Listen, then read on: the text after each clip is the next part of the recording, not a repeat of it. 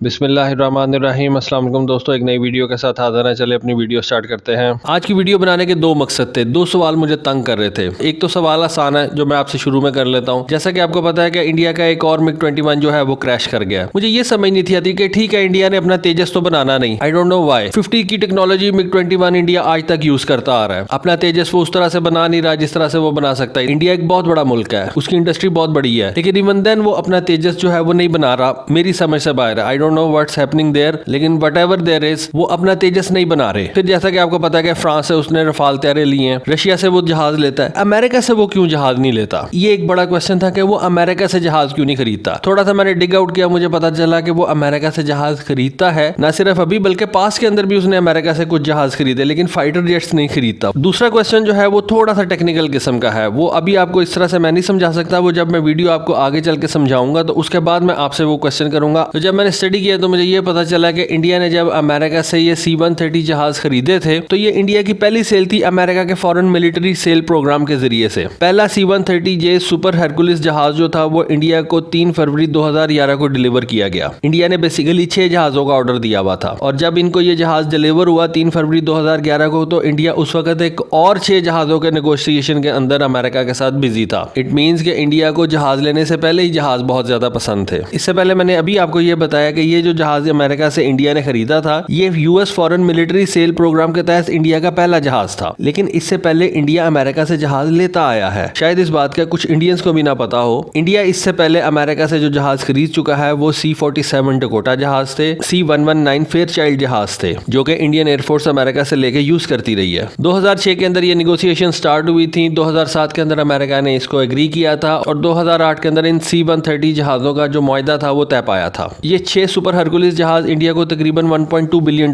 में पड़े थे। इससे पहले दुनिया में 14 ममालिक ऐसे हैं जो ये C-130J सुपर हरकुलिस जहाज जो है वो यूज कर रहे हैं। इंडिया इन जहाजों को अपनी बॉर्डर सिक्योरिटी फोर्सेज और इंडियन कोस्ट गार्ड के लिए भी यूज करता है। उसके अलावा इंडिया इनको अपनी एयरफोर्स और आर्मी के ऑपरेशंस के लिए भी यूज करता है। इस वक्त इंडिया के पास तकरीबन 2 दर्जन के करीब स्पेशल फोर्सेज ग्रुप्स हैं, जिनके अंदर उसके नेशनल सिक्योरिटी गार्ड्स भी हैं, इंडियन एयरफोर्स के गरुड़ कमांडो फोर्सेज भी हैं। अब यहाँ पे मैं आपको थोड़ा सा गरुड़ कमांडो फोर्सेज के बारे में भी बता दूं। जब अभिनंदन का जहाज गिरा था उस वक्त ये गरुड़ कमांडो फोर्सेज का काम था कि अभिनंदन को रिकवर करके लेके आते इंडिया वापस। ये जो एयरफोर्स के कमांडोज होते हैं इनका काम होता है, अगर आपका जहाज कहीं पे गिर गया और अगर वो एनिमी के एरिया में जाके गिरा है तो आपके इन एयरफोर्स के कमांडोज का काम होता है कि उसको वहां से जाके वो रिकवर करके लेके आए। लेकिन उस वक्त इंडिया के ये जो गरुड़ कमांडोज थे उन्होंने हिम्मत ही नहीं की पाकिस्तान में एंटर होने की। हालांकि उनको यही ट्रेनिंग दी जाती है कि आपने अपना पायलट जो है उसको रिकवर करके लेके आना है। पाकिस्तान का क्या जाना था, थोड़ी सी चाय और लगनी थी। एनीवे, अपने टॉपिक की तरफ ही रहते हैं। इंडिया जो है उसने ये जो जहाज थे ये हिंडन एयरफोर्स स्टेशन के ऊपर रखे हैं। इंडिया के जो गरुड़ कमांडोज हैं उनका भी यही बेस है। ये जो हिंडन एयरफोर्स बेस है ये बेसिकली इंडिया की वेस्टर्न एयर कमांड के अंडर आती है। इंडिया की जो वेस्टर्न एयर कमांड है वो सबसे बड़ी एयर कमांड है उनकी, और इंडिया ने अपना एक प्रोग्राम शुरू किया था, माफी प्रोग्राम उन्होंने बेसिकली शुरू किया था, मॉडर्नाइजेशन ऑफ एयरफील्ड इंफ्रास्ट्रक्चर, माफी प्रोग्राम। ये जो एयरफोर्स बेस थी हिंडन एयरफोर्स बेस उसके अंदर आई थी। अच्छा, अब ये जो इंडिया ने अपना C-130J सुपर हरकुलिस जहाज खरीदे हैं इनका भी उन्होंने सबसे बेहतरीन वर्जन खरीदा है, और ये वो वर्जन कौन सा है, C-130J30 इसको वो कहते हैं। ये जो है ये नॉर्मल C-130J से 15 फुट लंबा है, और इसकी जो कैपेसिटी है लोड उठाने की वो तकरीबन 19,000 kg की है। ये तकरीबन 128 ट्रूप्स लेके जा सकता है और 92 पैराट्रूपर्स लेके जा सकता है, 97 स्ट्रेचर्स लेके जा सकता है, तकरीबन 79 सीट्स इसके ऊपर लग सकती हैं और 79 पैसेंजर इसके ऊपर बैठ के जा सकते हैं। C-130J जो है वो समझा जाता है कि बहुत ज्यादा इकोनॉमिकल है नॉर्मल C-130 से, और डेफिनेटली एक C-130 से वो ज्यादा फास्टर फ्लाई करता है, फर्दर फ्लाई करता है, यानी कि उसकी रेंज ज्यादा है और ये हाई एल्टीट्यूड पे उससे ज्यादा फ्लाई करता है। अगर C-130J और नॉर्मल C-130 के मैं मेन डिफरेंस की बात करूं तो वो इसके 4 इंजन हैं। अगर आप ये C-130J के इंजन की तरफ गौर से देखें तो इनके ऊपर 6 ब्लेड्स लगे हुए हैं। जो नॉर्मल C-130 है जो पाकिस्तान यूज कर रहा है उनके ऊपर 4 ब्लेड्स लगे हुए हैं। इस वजह से जो C-130J है इसका इंजन आप कह सकते हैं कि बेहतर है, इसी वजह से इसकी रेंज भी ज्यादा है, हाई एल्टीट्यूड पे जा सकता है और इसे ज्यादा फास्टर फ्लाई कर सकता है। तो अमेरिका ने जब इन सुपर हरकुलिस को अफगानिस्तान के अंदर यूज किया था तो उन्होंने एक कैलकुलेशन निकाली थी। उस कैलकुलेशन के मुताबिक इन सुपर हरकुलिस ने एक नॉर्मल C-130 से 40% ज्यादा पेलोड उठाया था। उसके बाद इंडिया ने इसके अंदर कुछ मॉडिफिकेशंस वगैरह करवाई हुई है। इंडिया ने इसके अंदर एयर रिफ्यूलिंग प्रोब लगवाया हुआ है फॉर एक्स्ट्रा फ्यूल, ताकि इसकी रेंज एक्सटेंड कर सके। इंडिया के ये जो C-130 है ये नाइट विजन गॉगल से कंपेटेबल है, और इनके अंदर FLIR सिस्टम भी लगा हुआ है, फॉरवर्ड लुकिंग इंफ्रारेड सिस्टम भी लगा हुआ है। इनके अंदर रेडार वार्निंग रिसीवर भी है, मिजल वार्निंग सिस्टम भी है, शेफ एंड फ्लेयर्स भी हैं। फिर एक और 2 सिस्टम होते हैं, पोइट सिस्टम होता है और एक जेन एक्स एक्टिव डिकॉयज होते हैं, इनका भी कभी आपको बाद में बताऊंगा, ये भी इंडिया के इस C-130J के अंदर इंस्टॉल्ड है। अब मेरा वो दूसरा क्वेश्चन आता है जो मैं आपसे करना चाहता हूँ, जो मैंने आपको वीडियो के शुरू में कहा था कि मैं आपसे करूंगा। बेसिकली जब ये इंडिया और अमेरिका ने C-130J का मुआहदा किया था, उस वक्त इंडिया और अमेरिका के दरमियान में दो मुआहदे नहीं हुए थे। एक था सिस्मोआ और एक था बीका। बेसिकली उनके कुछ कोलैबोरेशन के मुआहदे होते हैं, कुछ एडवांस कम्युनिकेशन के मुआहदे हैं। बेसिकली ये जो मुआहदे हैं ये अमेरिका ने इंडिया के साथ मिलकर किए हैं और इनका मेन मकसद जो है वो चाइना के ऊपर नजर रखना है। इन मुआहदों के जरिए से अमेरिका जो है वो इंडिया को कुछ फैसिलिटीज देता है, कुछ कम्युनिकेशन फैसिलिटीज देता है, कुछ उसको सर्वेलेंस फैसिलिटीज देता है। अभी मैंने आपको ये बताया कि जब इंडिया ने अमेरिका से ये जहाज खरीदे थे C-130J सुपर हरकुलिस, उस वक्त इंडिया और अमेरिका के दरमियान ये दो मुआहदे नहीं हुए थे, सिस्मोआ और बीका। इसकी वजह से अमेरिका ने कुछ ऐसे सिक्योर कम्युनिकेशन इक्विपमेंट्स थे जो इन जहाजों के अंदर नहीं लगाए थे। ये बात बड़ी गौर से समझने वाली है। वो दो तीन किस्म के कम्युनिकेशन सिस्टम थे, एक IFF सिस्टम था और एक सैटकॉम था, जो कि अमेरिका ने नहीं लगा के दिया था इंडिया को। इंडिया ने उस वक्त रिफ्यूज कर दिया था ये मुआहदे करने से, लेकिन अब इंडिया ने वो मुआहदे कर लिए हैं। अब मेरा क्वेश्चन ये है कि ये मुआहदे करने के बाद जो इंडिया ने अब किए हैं, 2020 के अंदर किए हैं या आई बिलीव 2029 के अंदर किए हैं, तो क्या अमेरिका ये सिक्योर कम्युनिकेशन सिस्टम इंडिया को देगा? क्या अमेरिका ये IFF सिस्टम्स देगा इंडिया को? क्या अमेरिका ये जो सैटकॉम फैसिलिटी है, सैटेलाइट कम्युनिकेशन फैसिलिटी है, C-130Js को देगा? ये एक बड़ा क्वेश्चन है और अगर वो देता है तो इन C-130s की जो कैपेबिलिटी है वो काफी ज्यादा बढ़ जाएगी। लेकिन पहले हमें ये देखना पड़ेगा कि इन दो मुआहदों में क्या था, इन दो एग्रीमेंट्स में क्या था, कि जिनको पहले इंडिया ने साइन नहीं किया और अब जब चाइना के साथ मसला बना तो अब उसने ये साइन कर ली है। फिर जब इंडिया ने इन जहाजों का मुआहदा किया तो उसमें उन्होंने एक प्रोविजन रखवाई कि अमेरिका इन जहाजों की 80% अवेलेबिलिटी पूरे साल रखेगा। लेकिन जैसा कि आपको पता है इंडिया का कुछ ट्रैक रिकॉर्ड अच्छा नहीं है रशिया के साथ, क्योंकि इंडिया जो रशियन जहाज यूज करता है उनकी जो मेंटेनेंस है वो बहुत ज्यादा डिले भी होती रहती है और इंडिया इस वजह से थोड़ा सा जिटरी हुआ था। उसने कहा कि अमेरिका को अगर आपने हमें ये जहाज देने हैं तो आपको पूरा साल इनकी 80% अवेलेबिलिटी को इंश्योर करवाना पड़ेगा। अमेरिका ने इसको माना, डेफिनेटली उसकी हायर कॉस्ट ली होगी, लेकिन उन्होंने ये कहा कि जी हम पूरा साल जो है 80% इन जहाजों को जो है आपको अवेलेबल बना के रखेंगे। तो दोस्तों इस वीडियो को बनाने का मेरा मकसद यही था कि इंडिया के MiG-21 आज भी गिर रहे हैं, उनका एक ग्रुप कैप्टन जो है वो मर गया। अच्छा, एक और बात की मुझे समझ नहीं आती, ग्रुप कैप्टन एक अच्छा खासा बड़ा रैंक है और ग्रुप कैप्टन के रैंक का बंदा भी MiG-21 उड़ा रहा। तो ये एक मेरे ज़हन में क्वेश्चन था कि इंडिया दूसरे जहाज तो लेता है अमेरिका से, चिनूक्स लिए, इंडिया ने अपाचीज लिए, इंडिया ने C-17 लिया, उसके बाद इंडिया ने अब ड्रोन्स लिए हैं अमेरिका से, ये C-130J जहाज लिए हैं अमेरिका से, तो कोई फाइटर जेट क्यों नहीं लेता इंडिया अमेरिका से? और दूसरा ये क्वेश्चन था कि कुछ इक्विपमेंट इन जहाजों के अंदर अमेरिका ने नहीं लगा के दिया था, कुछ सिक्योर कम्युनिकेशन इक्विपमेंट नहीं लगाए थे, IFF नहीं लगाया था और सैटेलाइट कम्युनिकेशन सिस्टम नहीं था लगाया। रीजन क्या थी? उस वक्त इंडिया ने दो मुआहदे साइन करने से इनकार कर दिया था। अब जब इंडिया ने ये दो मुआहदे साइन कर दिए तो क्या अमेरिका ये सिक्योर कम्युनिकेशन सिस्टम जो है ये इंडिया को देगा? तो दोस्तों होपफुली आपको वीडियो अच्छी लगी होगी। आज के लिए बस इतना ही। Thank you. Allah Hafiz.